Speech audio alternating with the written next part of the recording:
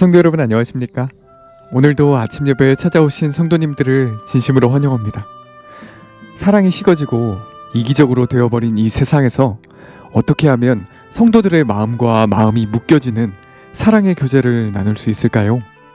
오늘 말씀을 통해서 마음을 묶어주는 비단끈이 무엇인지 꼭 확인하시는 귀한 시간 되시길 간절히 바랍니다. 이제 기도하겠습니다. 하늘에 계신 아버지, 날마다 아침 예배를 통해서 우리의 연약함을 붙잡아 주심에 감사드립니다.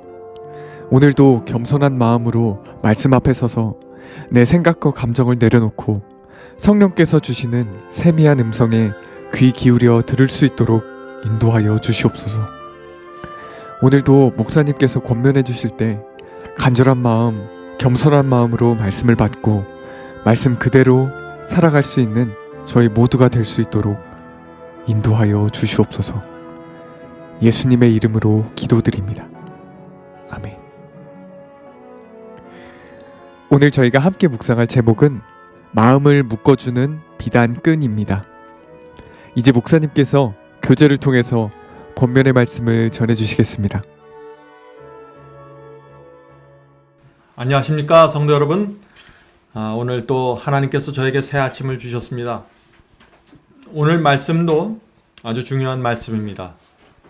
성도 여러분, 타락한 본성을 물려받은 우리가 어떻게 이 세상에서 성도의 교제를 나눌 수 있을까요? 어떻게 하면 우리의 마음과 마음이 묶여지고 연결되는 사랑의 교제를 나눌 수 있을까요? 오늘 우리가 그 말씀을 살펴보려고 합니다. 성경은 성도들이 서로에게 종으로 대하라고 말하고 있습니다. 그래야만 한 마음으로 연합할 수 있다는 것입니다.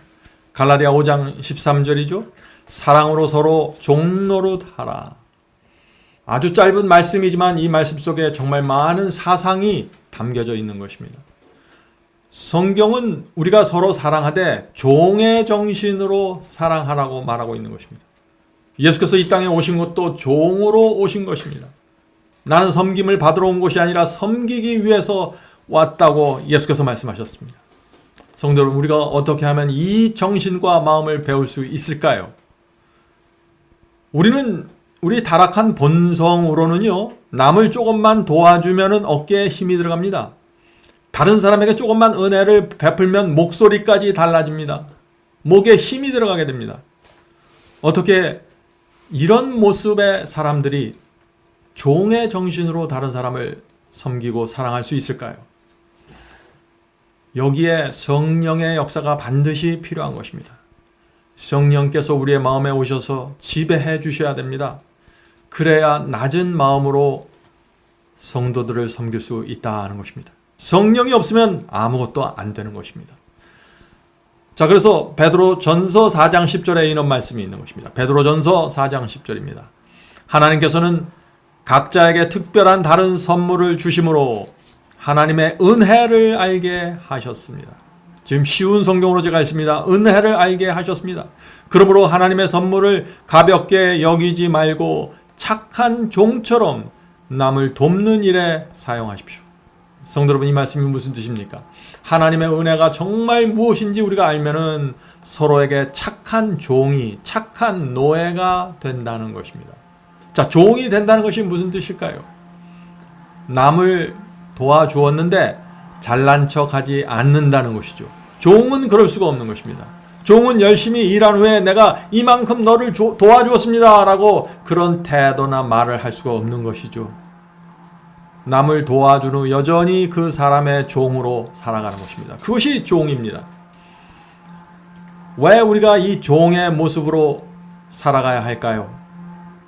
우리는 너무나 큰 사랑과 은혜를 받았기 때문에 그런 것입니다.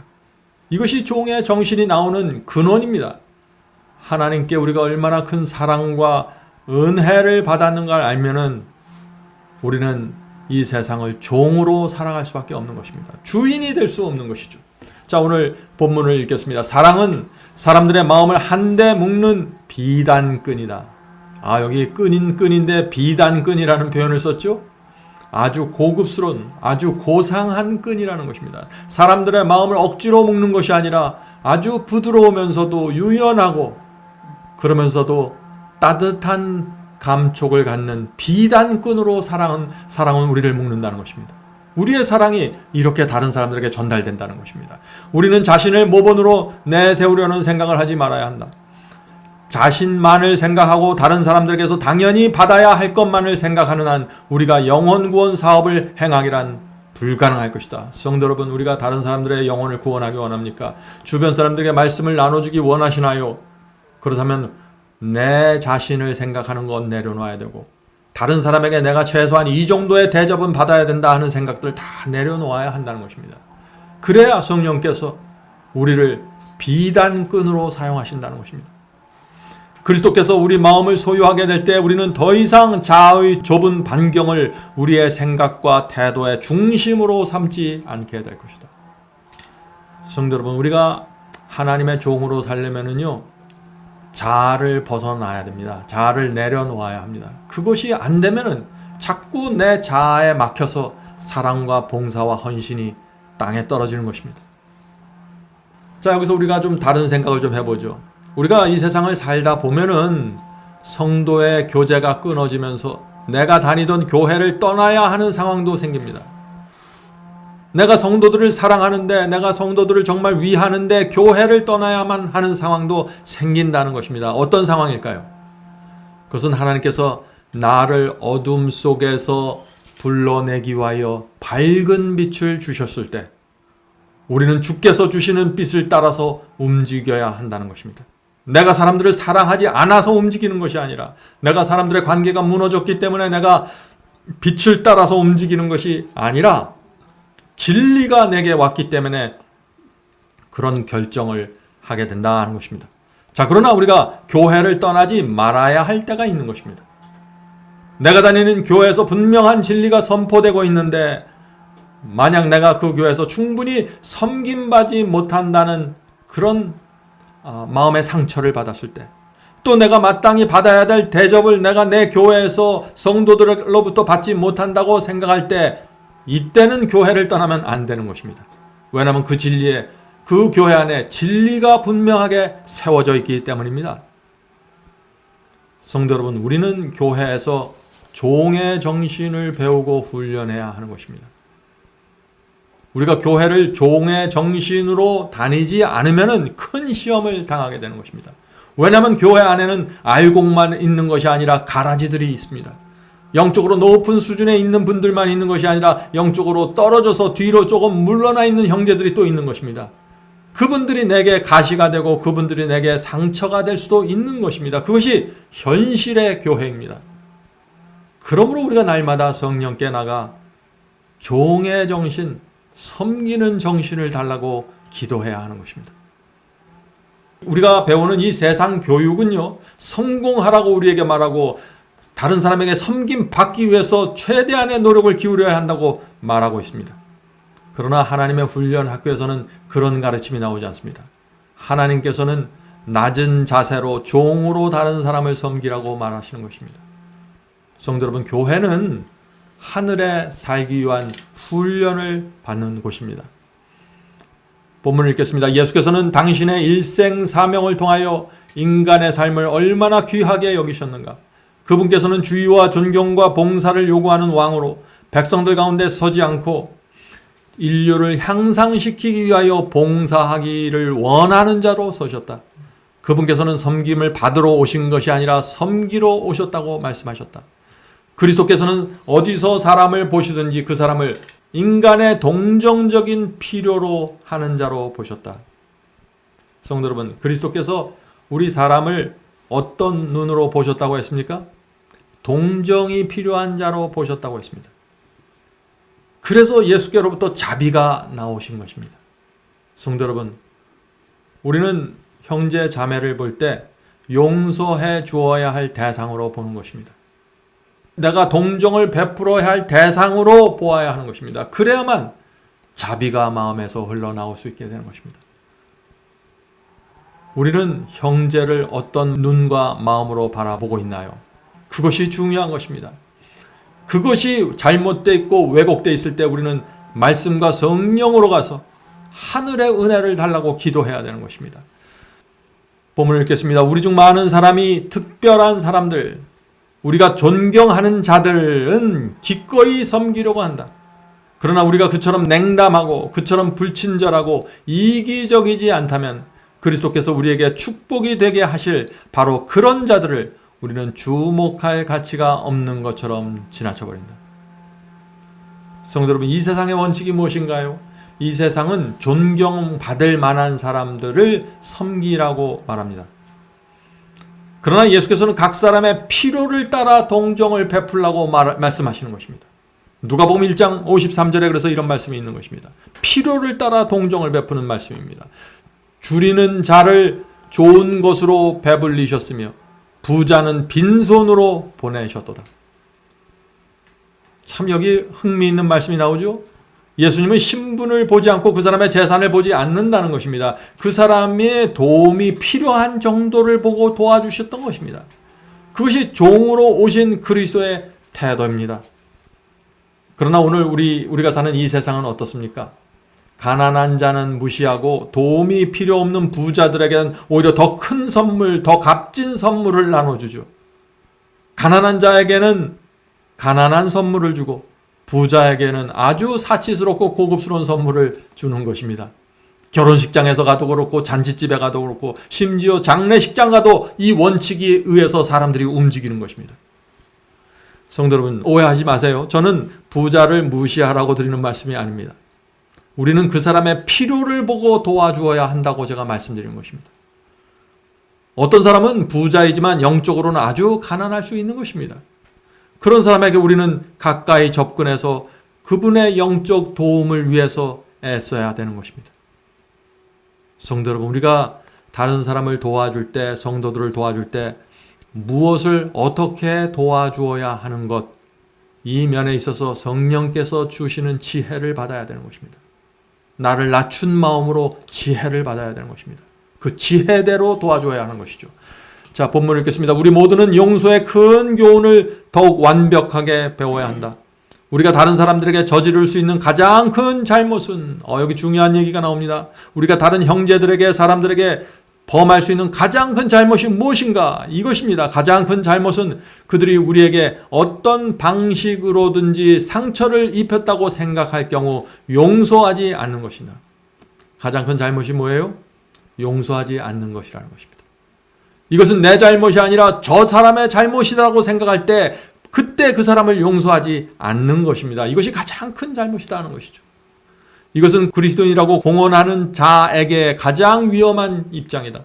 왜냐하면 그가 형제를 취급하는 바로 그와 같은 방식으로 하늘의 주께서 그를 취급할 것이기 때문이다. 여기 참 두려운 말씀입니다. 성도 여러분, 하나님께서는 우리에게 용서하라고 말씀하셨습니다. 마태복음 6장 14절에 이 말씀이 있죠. 마태복음 6장 14절입니다. 만일 우리가 다른 사람의 잘못을 용서하면 하늘에 계신 너희 아버지께서도 너희의 죄를 용서해 주실 것이다. 용서의 조건이 있다는 것입니다. 우리가 다른 사람의 죄를 용서해야만 하나님께서도 내 죄를 용서해 주신다는 것입니다. 우리가 이 용서의 법칙이 무엇인지 정확하게 이해해야 하는 것입니다. 누가복음 6장 37절에 그래서 이런 말씀이 또 나오는 것입니다. 누가복음 6장 37절입니다. 비판하지 말라. 그리하면 너희가 비판을 받지 않을 것이요. 정죄하지 말라. 그리하면 너희가 정죄를 받지 않을 것이요. 용서하라. 그리하면 너희가 용서를 받을 것이요. 성도 여러분, 이것이 예수께서 이 땅에 계실 때 세워놓은 자비와 용서의 법칙입니다.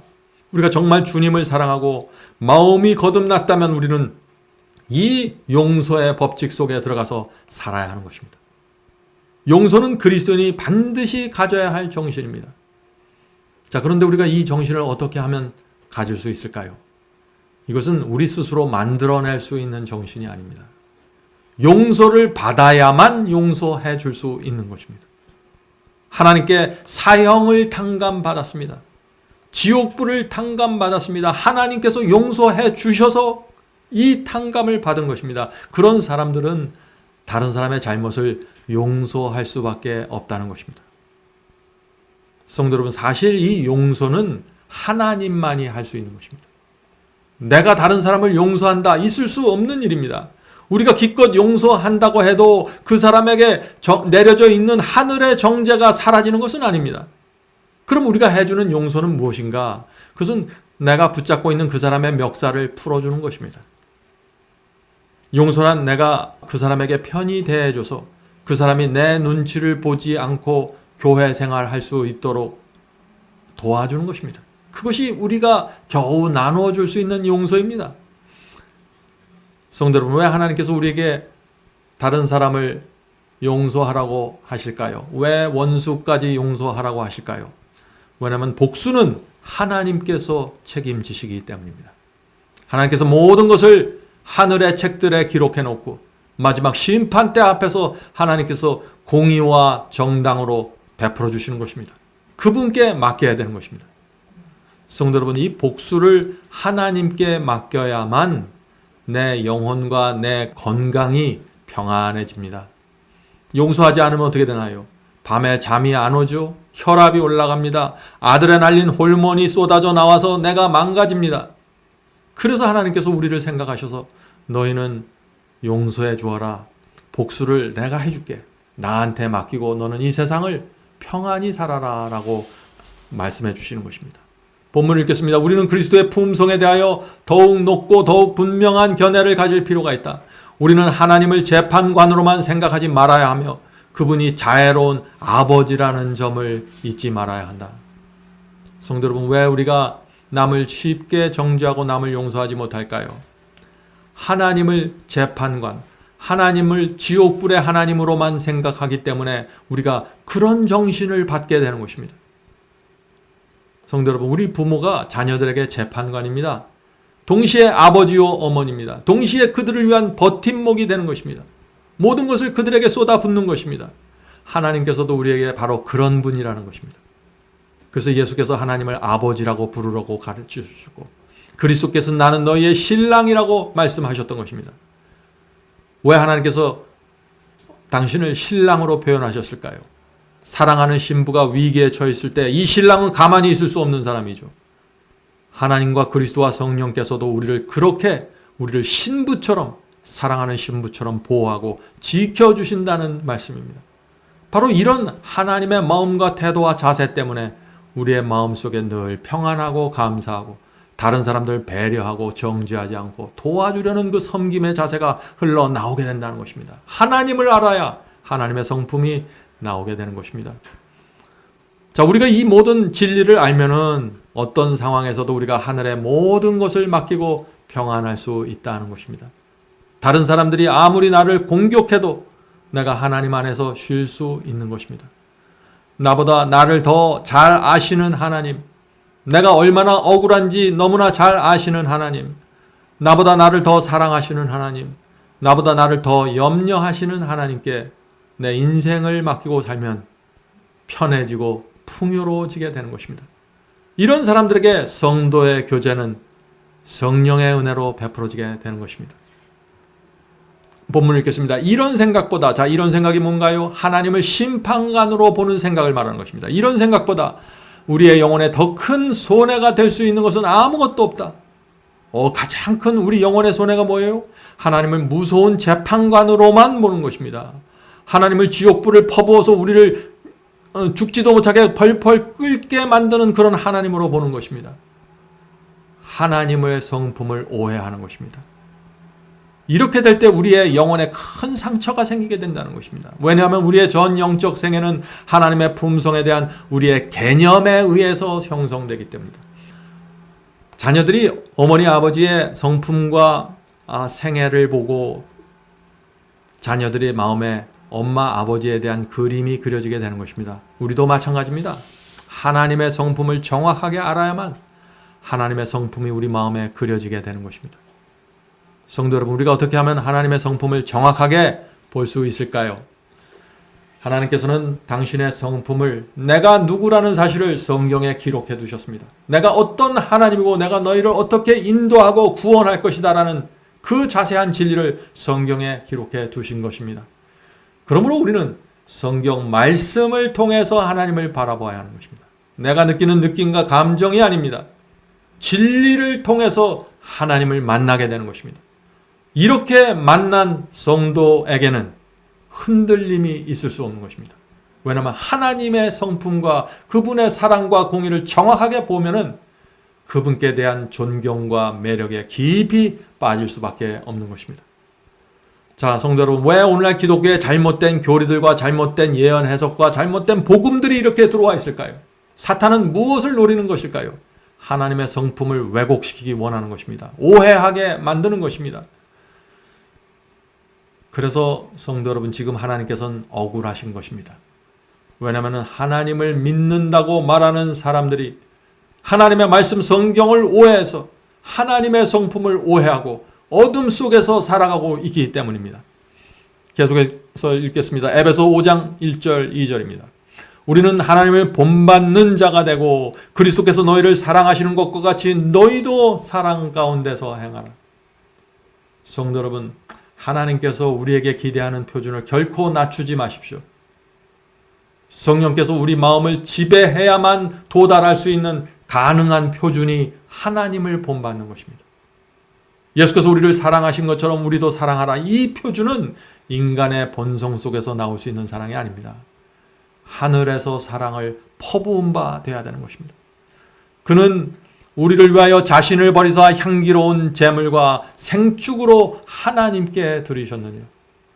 여기 놀라운 말씀이 나오죠. 에베소 5장 1절 2절에 나오는 이 말씀은 정말 놀라운 말씀입니다. 이것이 우리가 도달하도록 요구되는 사랑의 높이이다. 그리고 이 사랑의 직물은 이기심으로 오염되어 있지 않다. 성도 여러분, 오늘 우리가 놀라운 말씀을 살펴보았습니다.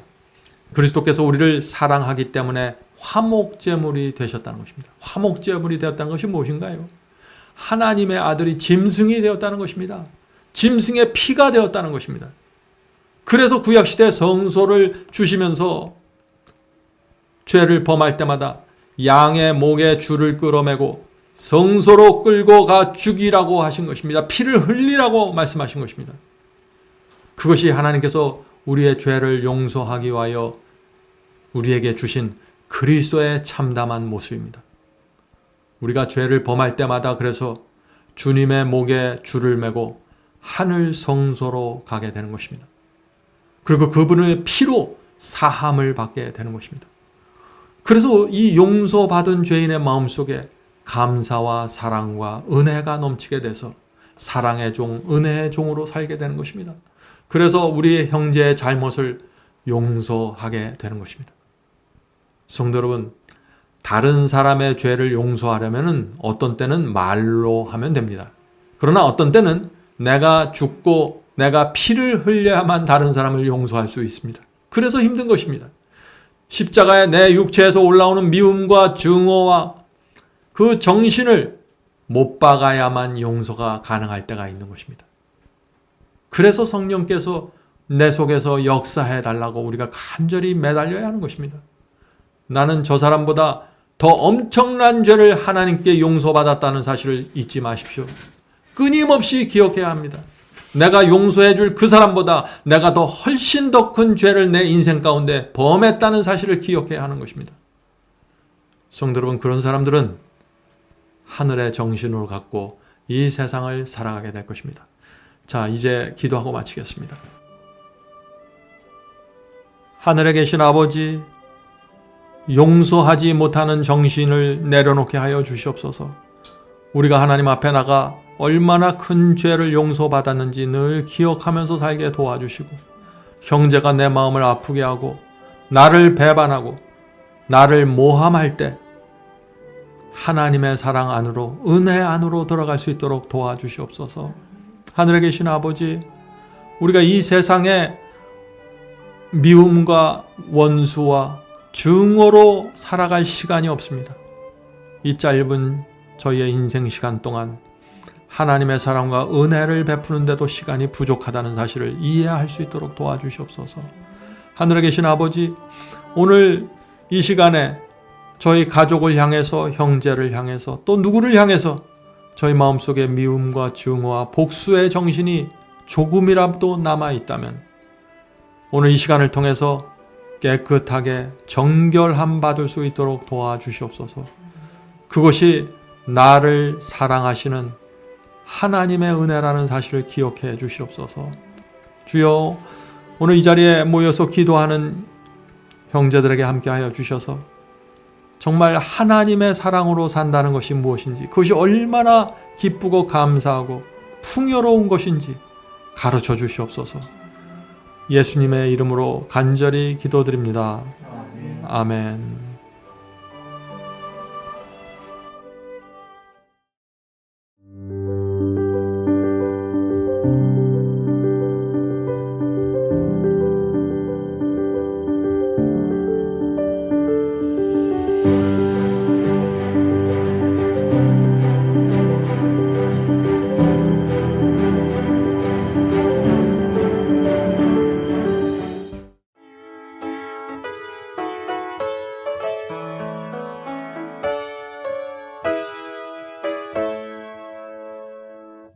나팔을 들어서 크게 불러 주 예수 다시 오네. 나그네 기꺼이 노래하라. 주 예수 다시 오네. 다시 오네. 다시 오네.